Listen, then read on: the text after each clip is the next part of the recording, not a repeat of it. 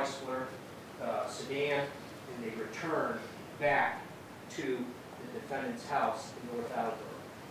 That time, or the time before they leave, there are no items being taken out of that basement being put into the car. You'll have a chance to see that on the video.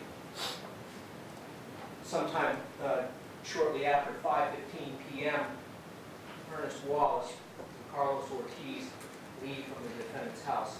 Their cell phone records show they actually go to Franklin, Massachusetts.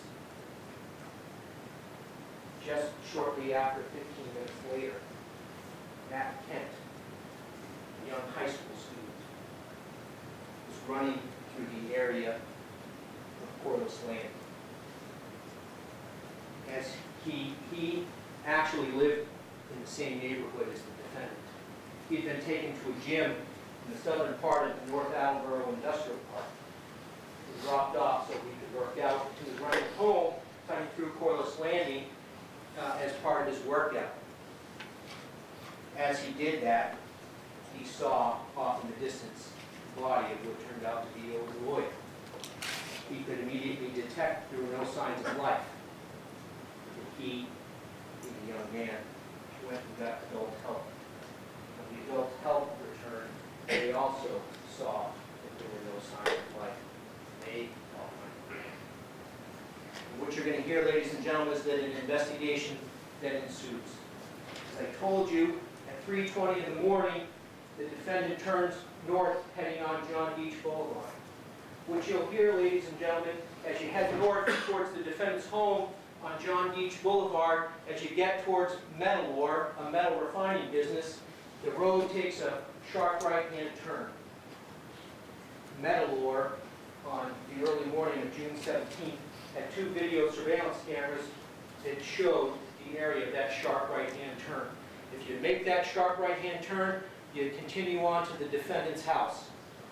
If you go straight, you go into Corliss Landing. That video surveillance shows that at 3:23 in the morning, consistent with the car entering the North Attleboro Industrial Park at 3:20 in the morning, a car traveling north doesn't make the turn. It goes into Corliss Landing. After you pass a building, that road turns into a gravel road and it opens up into a secluded area. It was sort of a pit where they dumped construction waste and there was sand, there were trees off in the distance. There was no light. That's where Odin Lloyd was found. The video surveillance shows the car going in. It's about 100 yards to where Odin Lloyd was found. And then coming out 3 minutes and 20 seconds later. When the police respond now after 5:30 p.m. on June 17th, there's actually a heavy thunderstorm rolling in. They see Odin Lloyd. They have to quickly identify items of evidence, either pick it up or cover it. They find 5 shell casings. All of them are collected. One to the left of Odin Lloyd's foot, another off to his right, 2 in that little ditch. I'm sorry. 2 in that little area to his left, right, and then 1 above his head, all to the right side of that photograph. They collected Odin Lloyd's baseball hat. They collect a towel that was located at the scene. They find a footwear impression, and they cover it up. And they find a tire impression, and they cover it up. And they find a joint, a marijuana cigarette, to Odin Lloyd's right. That joint is later analyzed and is determined to have Odin Lloyd's DNA and the defendant's DNA.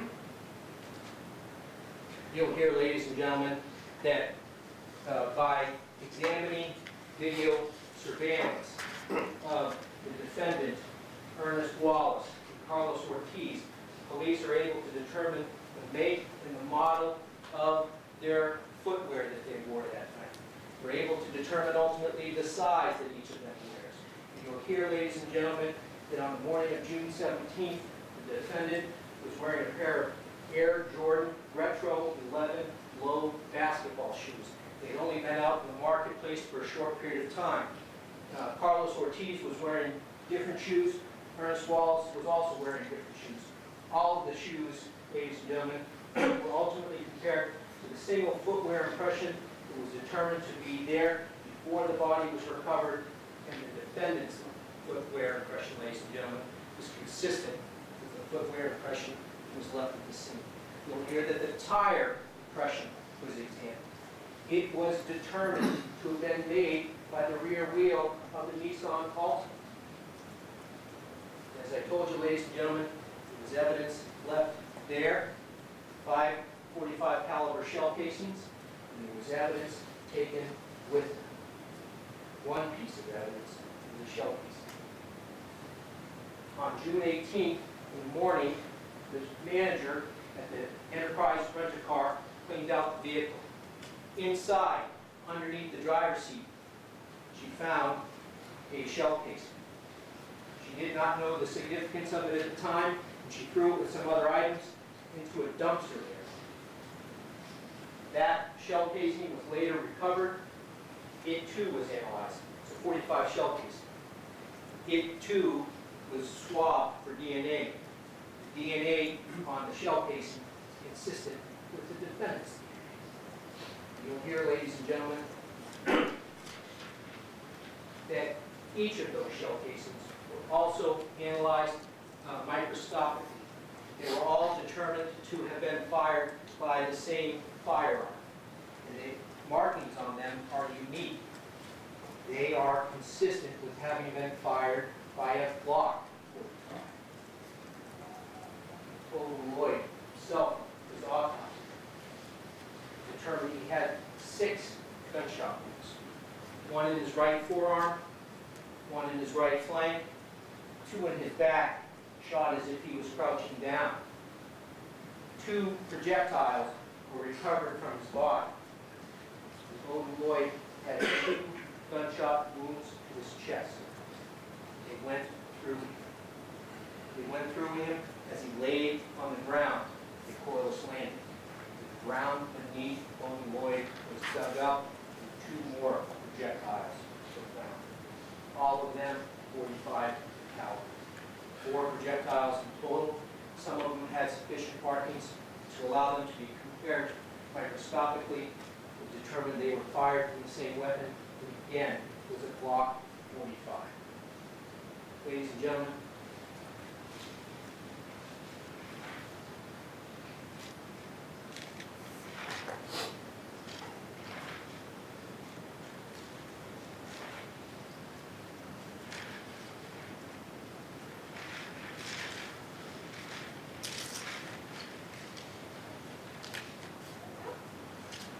when the police uncovered Odin Lloyd's body there at the scene, he had on him his own wallet and ID, $64+ on his person, his cell phone, on which you've seen the text messages, his own keys, and an Enterprise Rent-A-Car key. The Enterprise Rent-A-Car key was the key to the black Chevy Suburban.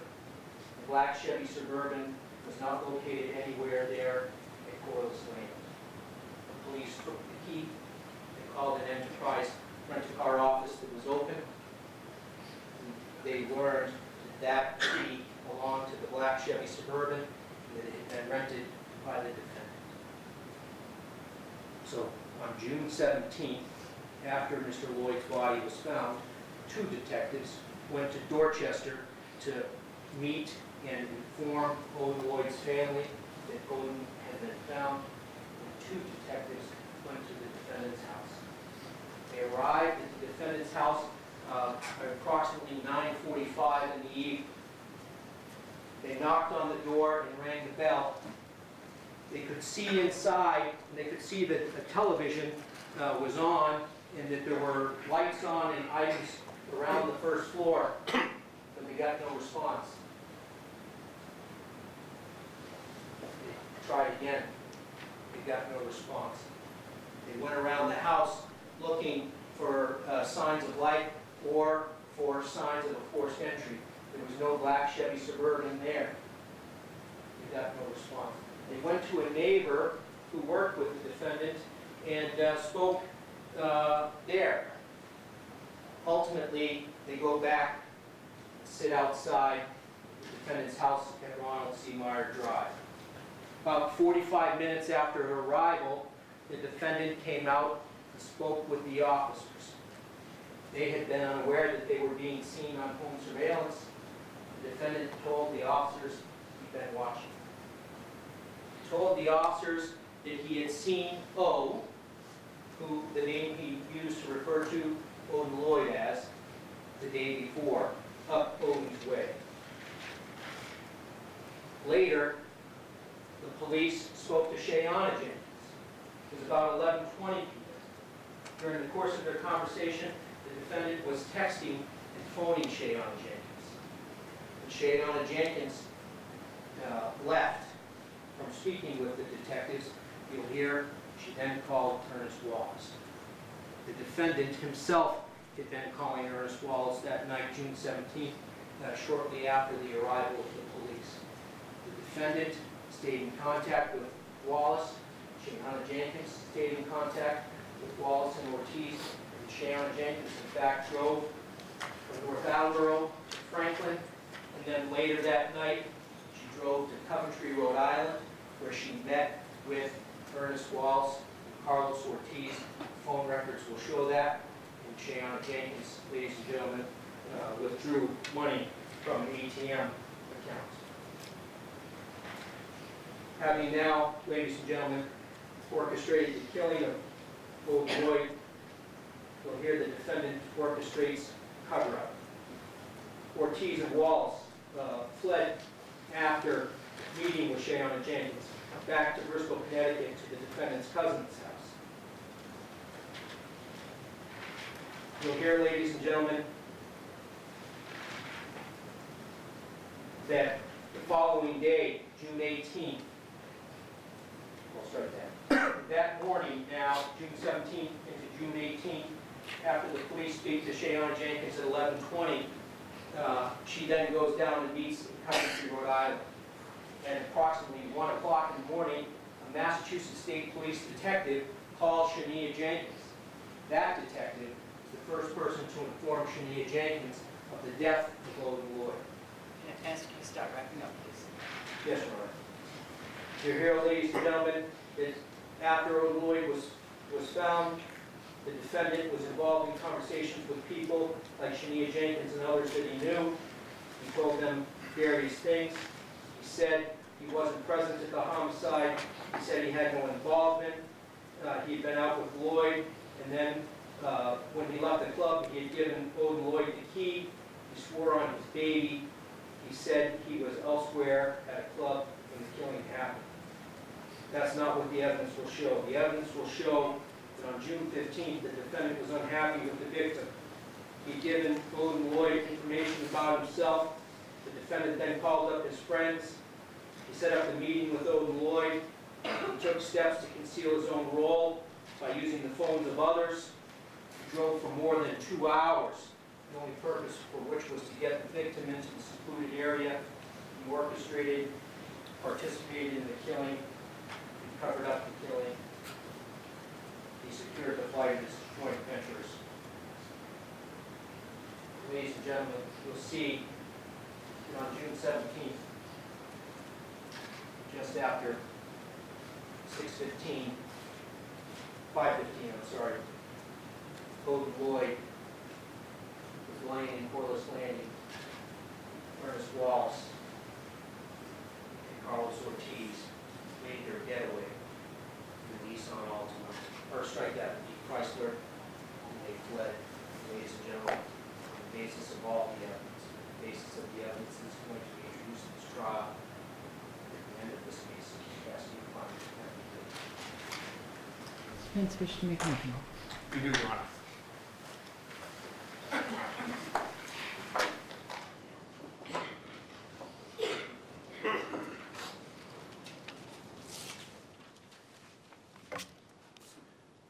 Aaron Hernandez is an innocent man. The evidence will show that Aaron Hernandez did not murder his friend Odin Lloyd. nor did he ask or orchestrate anyone else to murder him. Aaron Hernandez is not guilty. We are here because the police and the prosecutors targeted Aaron from the very beginning. As soon as they found out that Aaron Hernandez, the celebrity football player, the New England Patriot, was a friend of Odin Lloyd's, Aaron never had a chance. It was over. They set out on an investigation, ladies and gentlemen, collected evidence in order to support the story they just told you, even when the evidence they collected should have led them in another direction. They locked on Aaron and they targeted him, even when they developed evidence that two other men, who unlike Aaron, were not friends with Odin, were with Aaron and Odin that night. The evidence will show the investigation was sloppy and unprofessional. What about the facts that showed Aaron's innocence? What happened to those when they were collected during the investigation? Well, the evidence will show they were ignored or they were twisted in order to fit the story they wanted to tell you today. Well, ladies and gentlemen, you will learn through the evidence that this effort failed. The evidence will show that Aaron Hernandez did not murder his friend, Odin Lloyd. Now, I'm not going to talk to you as long as the prosecutor did. We understand that we're about to start a long trial, and you're going to have to sit through it. And we thank you for that. We thank you for the vital service you are supplying your community. I'm not going to go through today point by point, blow by blow. We have faith in your ability to observe the evidence as it comes in, to regard the evidence, to evaluate it, to question it, and at the end of this process, render a fair verdict. We want to start this trial, and I suspect you do too.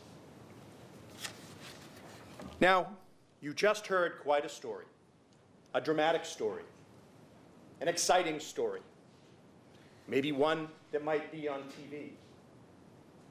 It's just a story, and it's not true. The evidence will show that Aaron Hernandez did not murder his friend, Odin Lloyd. Now, sometimes, because the prosecution went first, sometimes people have a natural tendency to believe the first story they hear. And as the facts come out later, they might have a tendency to credit the facts that support that first story and disregard the facts that don't fit it. Don't do that here, ladies and gentlemen. Keep an open mind as the court has instructed you to do. That's your duty as jurors. If you reach conclusions today based on what you just heard, you're no better, no different than the police and the prosecutors who brought Aaron here in the first place. You're jurors. You have the ability to evaluate the evidence. You come with an open mind. Give us a chance to show you the truth. We start here from a clean slate. I ask you to flush from your mind any preconceived notion or preconceived judgment that you may have brought with you to the jury box. I ask you to rid yourself of all presumptions, except one, the presumption of innocence that lays on that man sitting at that table. Aaron Hernandez, as we sit here today, is an innocent man. And at the end of this process, that conclusion will remain the same. Now, ladies and gentlemen, if you think about this story as you hear the evidence, you'll see that it makes no sense. It is not supported by the evidence you will see, hear, and if you want, touch in this trial. The evidence will show that Aaron had no intent, no reason to murder his friend, Odin Lloyd. So, as a result, the prosecution will try to dazzle and distract you. They will spend days pointing out the obvious to you. They will flood you with meaningless facts. Ladies and gentlemen, your job as jurors is to focus on the real evidence. Focus on the evidence that matters. They'll go on with evidence showing they can track a cell phone call, or analyze dirt, or sync to the world clock. But what evidence will they show you that Aaron Hernandez murdered his friend, Odin Lloyd? That's the key question you as jurors have to focus on. Don't be distracted. Don't be misled. Focus on the real issue. The evidence will show that Aaron Hernandez is an innocent man. Now, I would also caution you to be on the lookout for evidence the prosecution presents to you that is twisted, or the evidence they ignore, or when they only tell you part of the story. We're going to point those out to you, ladies and gentlemen. We will draw your attention to those situations. Let me give you a few examples. You heard the prosecutor say that Aaron and Wallace and Ortiz drove a rented Nissan Altima up to pick up Mr. Lloyd, Aaron's friend, on the early morning hours of June 17th. A rented Nissan Altima. Sounds suspicious. The evidence will show what they didn't tell you is that Aaron was always renting cars. The evidence will show that from March 2012 until June 2013, Aaron Hernandez rented over 24 cars, 25 from Enterprise Rental Car alone. 5 of those cars were Nissan Altimas. Ladies and gentlemen, the use of a rental car in this case was not part of a murder plot. It was part of Aaron's everyday existence. Sometimes Aaron loaned those rental cars to his friends. He loaned a rented black Chevrolet Suburban to his friend Odin Lloyd. He loaned a rented Nissan Altima to his friend Ernest Wallace. Here's another example. You've heard references now to videotape and seen snippets of videotape taken from Aaron's own home surveillance system. The prosecution maintains that they have photographs and video images from that system that show Aaron with a gun in his hand. Ladies and gentlemen, you'll decide in the various scenes that we will show when the evidence really comes in, what's in Aaron's hand. Whether it's an iPod or an iPhone or an iPad or a BlackBerry or TV remotes or a gun or something else. And if you think it's a gun, what kind of gun is it? If you think it's a gun, does the video tell you that it belongs to Aaron Hernandez? Here's another example. That video system, what the prosecution didn't tell you in full was that Aaron Hernandez was the party who initiated the upgrading and installation of that video system. He was trained not only in the operation of the cameras, but also on how to disable the system, stop it from recording. Ladies and gentlemen, the evidence will show that the video that is used by the prosecution was recorded on Aaron's own home surveillance system. And he was fully capable, fully aware of how to stop it from recording at any time. But he did not. Here's another point about that video system. Obviously, it has now become the centerpiece of the Commonwealth's case. That video system in Aaron's home. What they didn't tell you is that that video system was in Aaron's possession from shortly after 3:30 in the morning on Monday, June 17th, throughout that entire day.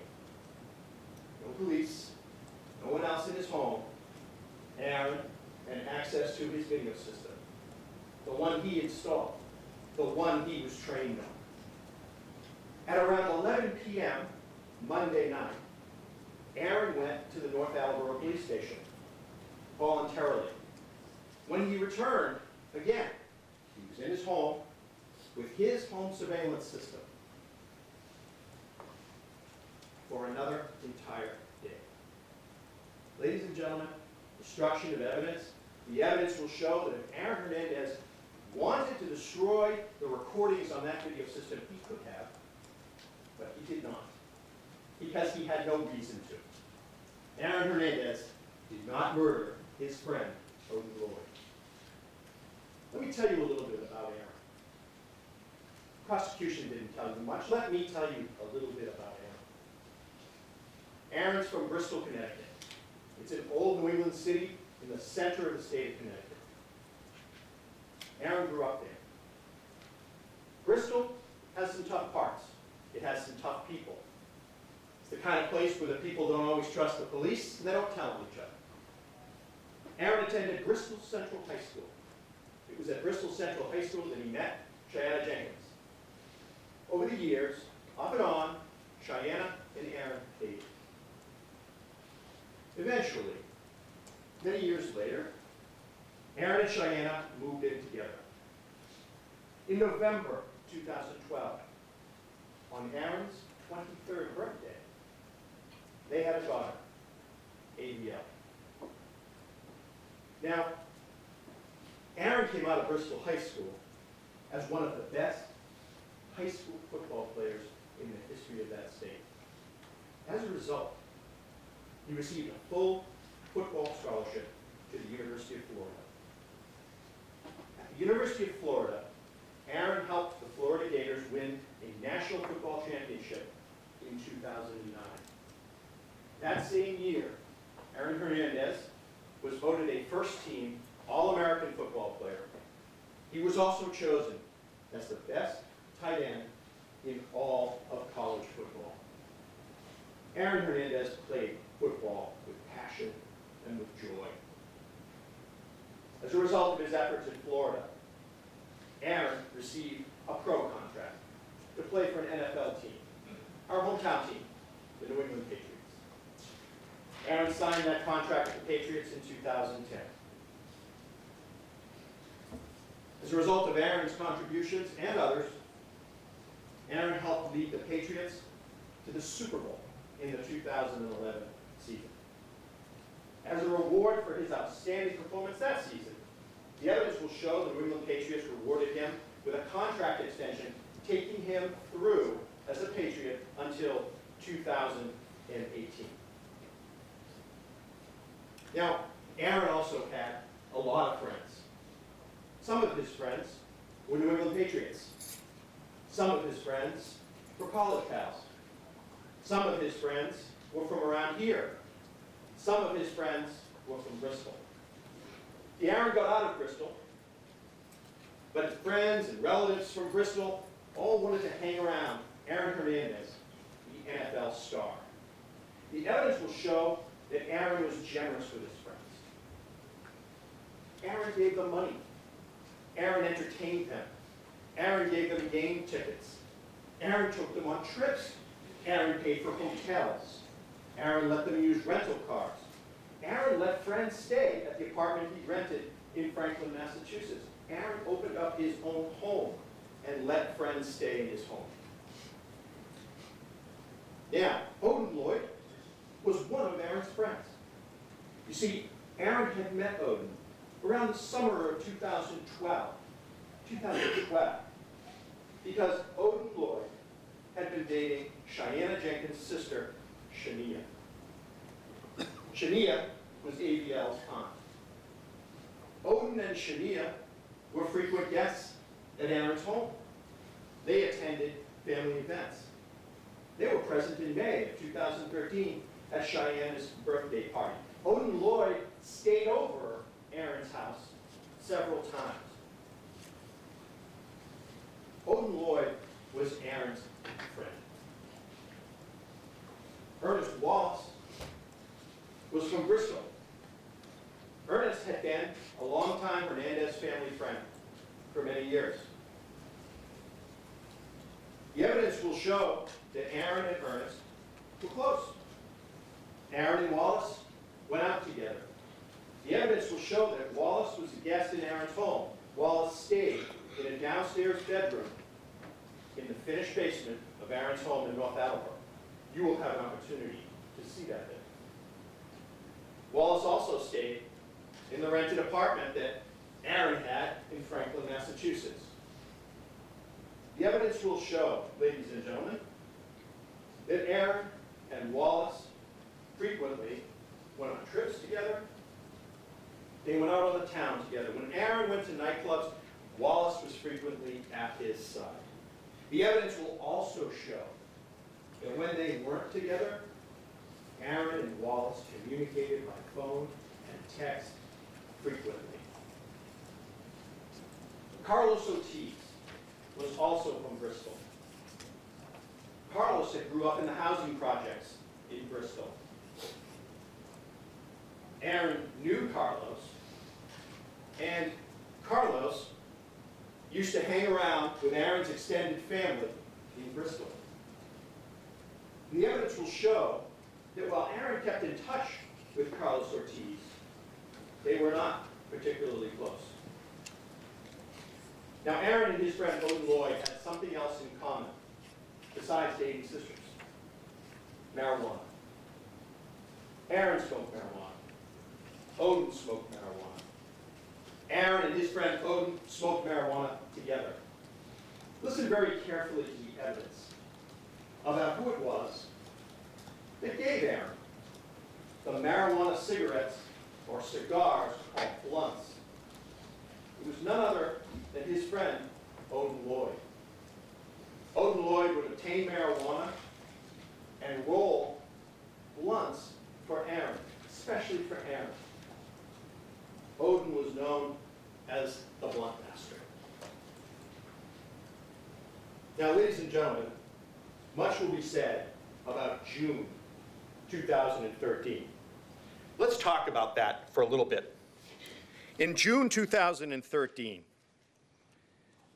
Aaron Hernandez was in his off-season from the New England Patriots. The off-season. As a result, Aaron was enjoying life to the fullest. Aaron had a lifestyle. That lifestyle may not be like yours or like mine. In fact, it may not be a lifestyle that you approve of. But it was a lifestyle not unusual for an unmarried, 23-year-old star professional athlete. In June of 2013, the evidence will show Aaron liked to go out on the town. He liked to listen to hip-hop music. He liked to drink. He liked to smoke marijuana. He liked to go to nightclubs with his friends. And one of those friends was his friend, Odin Lloyd. Let's talk in specifics about what the evidence will show about that weekend in June 14th through Monday, June 17th. The evidence will show that on Friday, June 14th, Aaron and his friend Odin went out to a nightclub. They were joined by one of Aaron's other friends, his barber, Robbie Oliveras. Robbie Oliveras and Aaron Hernandez drove to Odin's house in Dorchester in a rented black Chevy Suburban. They picked Odin up, and then Aaron, his friend Odin, and his friend Robbie went to Club Rumor in Boston. The evidence will show this was not the first time Aaron and his friend Odin had been to Club Rumor together. After the club closed, Aaron and his friend Odin went to Aaron's rented apartment in Franklin, Massachusetts with two young women. They partied all night and into the morning hours with these two young women. You see, part of that lifestyle I mentioned, part of that lifestyle for single men with some money to spend, Aaron and his friends would go out on the town, and they were always looking to hook up with women. Aaron wanted to do that. The evidence will show Odin wanted to do that as well. So they spent the night together in that apartment. Now, ladies and gentlemen, I'd ask you to listen very, very carefully to the descriptions of that evening, that night, given by Robbie Alaveras and the two young women that were with Aaron and Odin right up through the early morning hours. Listen to how they were treated by the police. Listen to what happened to them when they gave their eyewitness accounts and provided facts when they were interviewed by the police. Just not the facts the police wanted. Not the facts that lined up with the story you just heard. The evidence will show, ladies and gentlemen, that these three private citizens, when they didn't give the police the story the police wanted, were lied to and harassed. Keep your eyes open for other examples of how witnesses who didn't give the police the information they wanted on Aaron were treated. Look what happened to them. Now, on Saturday morning, Aaron woke up in his Franklin apartment.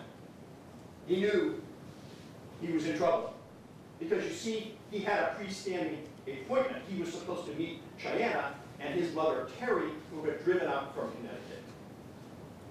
So Aaron went home with Odin in the rented black Chevy Suburban.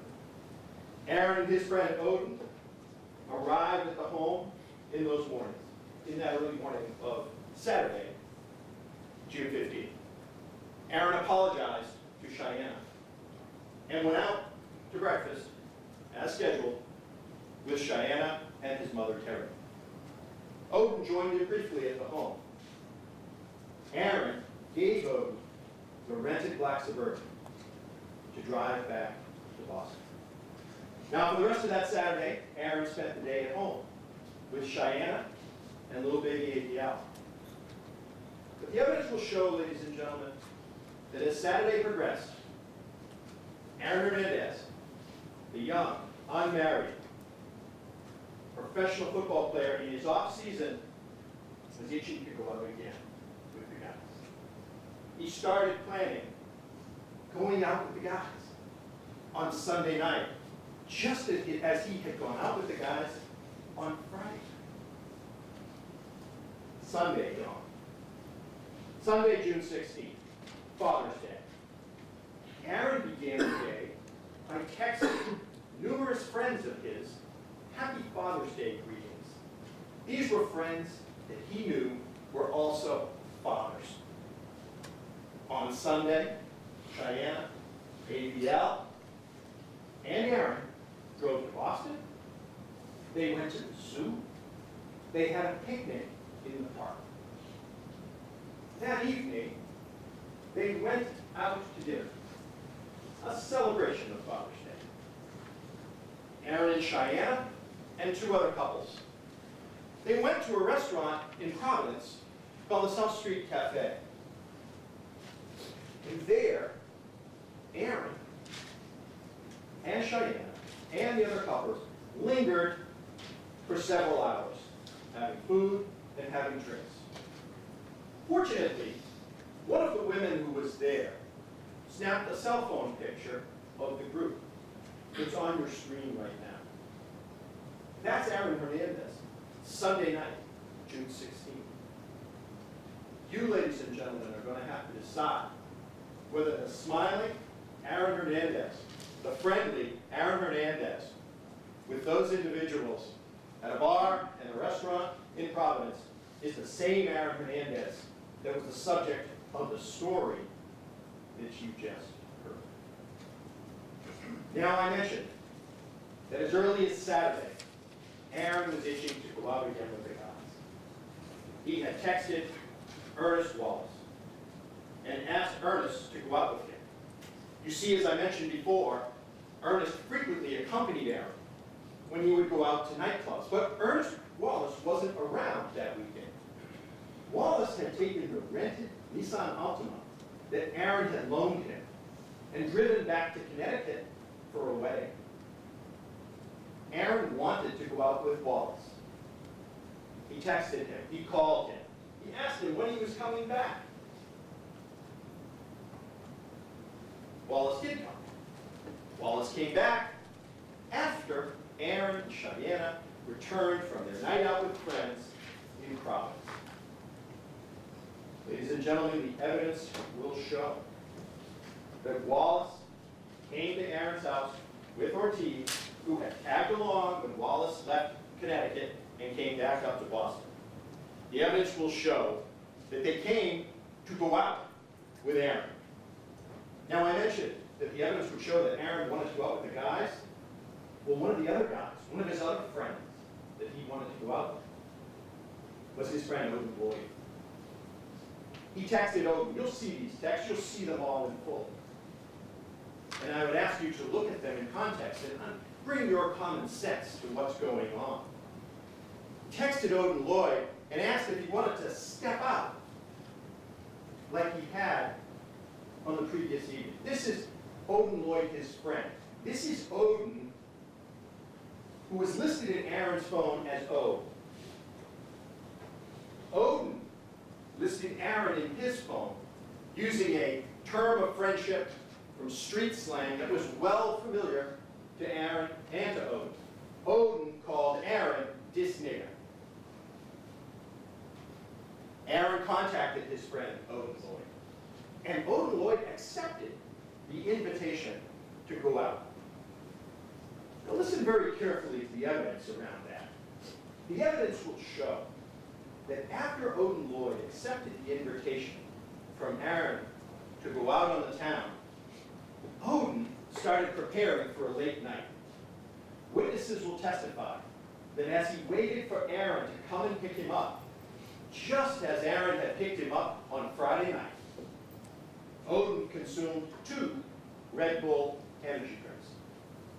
The evidence will also show that as he waited for Aaron to come and pick him up, Odin made numerous phone calls, calling around, trying to see where the late night action was in Boston that night.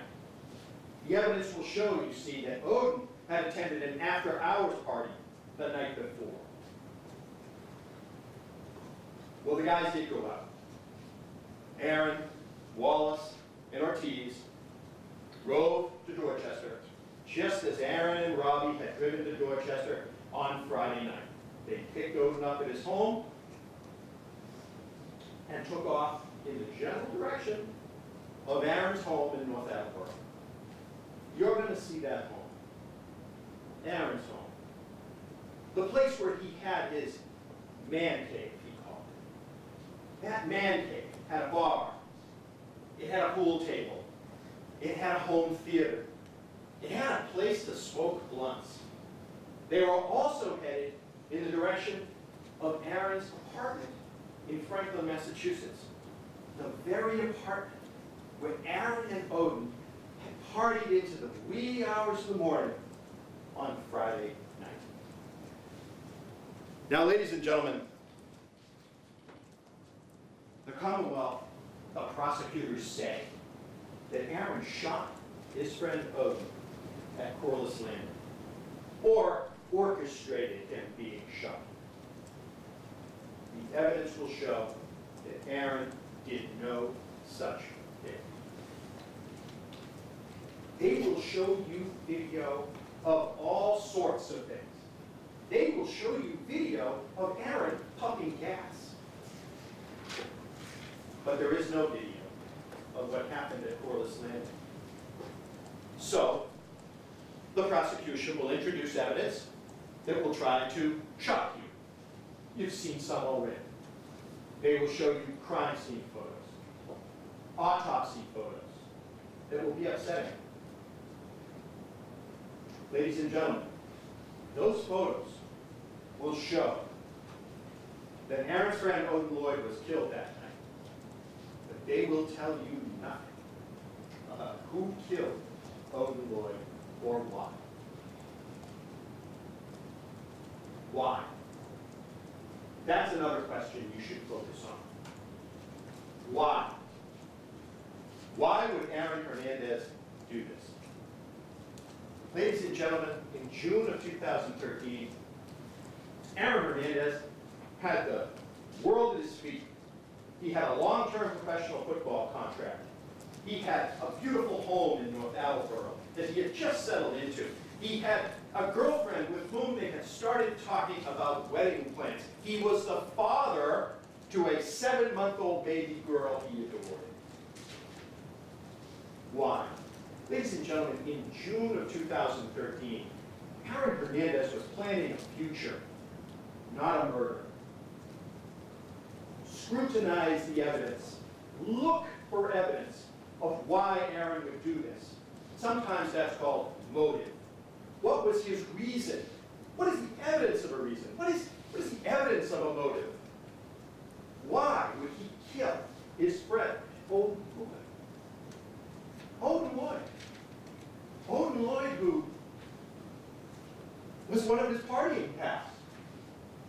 His friend Odin, who was his source and supplier of marijuana blunts. Odin Lloyd, who was the boyfriend of Cheyenne's sister, Shania. Odin Lloyd, who, if Aaron had married Cheyenne and Odin had married Shania, Odin Lloyd would have been Aaron's brother-in-law. Why? That's another key question for you to focus on, ladies and gentlemen. Scrutinize the evidence. Look for a reason. Ask yourself, does this make sense to me? Now it's your turn. Finally, you get a chance to look for evidence of a reason or a motive. Ladies and gentlemen, the evidence will show there was no reason. There was no motive. Aaron Hernandez did not murder his friend, Odin Lloyd. Now, there will be evidence that Aaron was with his friend Odin Lloyd shortly before he was killed. But there isn't evidence that Aaron killed his friend Odin Lloyd. You see, evidence that Aaron was at the scene is not enough to prove, nor does it say that he murdered Odin, that he intended Odin to be killed, that he planned for Odin to be killed, or instructed others to kill him. Mere presence is not enough. In our system, we cannot be convicted of a crime just because we hang with the wrong people or are in the wrong place at the wrong time. Ladies and gentlemen, the evidence will show that Aaron Hernandez did not murder Odin Lloyd. Now, they're going to start their evidence. They get to go first. That's the way it is. They have the burden of proof, as Judge Garsh has instructed you. I would tell you, ladies and gentlemen, to listen very carefully to the questions they ask the witnesses. Listen very carefully to the answers those witnesses give. Listen to what those witnesses say and don't say. We'll have a chance to ask them questions. Listen to what they say in response to our questions. You see, ladies and gentlemen, our job, which I assure you we will do, is to point out the many flaws and grounds for doubt that lie in the evidence they will bring before you. They will show you one side only. That's what prosecutors do. We want you to look at the evidence from all sides. Let me give you an example. This is my late grandfather's pocket watch. It's not worth much, but it still keeps time. Do you see it? Do you see my grandfather's watch? You really don't. You've not seen it until you've turned it over and looked at his initials carved in the back. You've not seen it unless you look at the engraving on the side. You've not seen it unless you've wound the stem. You see, ladies and gentlemen, you don't see evidence until you've looked at it from all sides. Beware of those who show you only one side. We will bring out the other side. We will encourage you to look at the evidence. We will encourage you to question the evidence. We will ask you to think about witnesses when they finish testifying. Think about what they said. Ask yourself, Does it make sense? Does what I heard fit? Does this make sense? You see, ladies and gentlemen, that's why we have a jury. That's why we brought you here. That's why we need you here. Ladies and gentlemen, in June of 2013, Aaron Hernandez was planning a future, not a murder. The time when all that mattered was what the police and prosecutors believed to be true or imagined to be true is over. Now it's your turn. Now it's your time. It's your view that matters. Ladies and gentlemen, we have the highest degree of confidence that when you look at all the evidence, when you evaluate it from all sides, when you hold off judgment and put it all together at the end, you will conclude that the evidence shows that Aaron Hernandez did not murder his friend Odin Lord. Aaron Hernandez is not guilty. Thank you. Since there's been some reference in the openings to some legal principles, let me just instruct you that the Commonwealth is not required to prove that the defendant himself performed the act that caused Odin Lloyd's death. However, to establish that a defendant is guilty of murder, the Commonwealth must prove two things beyond a reasonable doubt. First, the Commonwealth must prove that the defendant knowingly participated in the commission of that crime. And second, the Commonwealth must prove that he did so with the intent required to commit the crime. At the end of the case, I will be giving you detailed instructions on further on these principles as well as other principles. At this time, we're going to take a lunch recess for an hour. We'll resume in an hour. Thank you. Keep your mind suspended. Don't discuss the case among yourselves or with anyone else.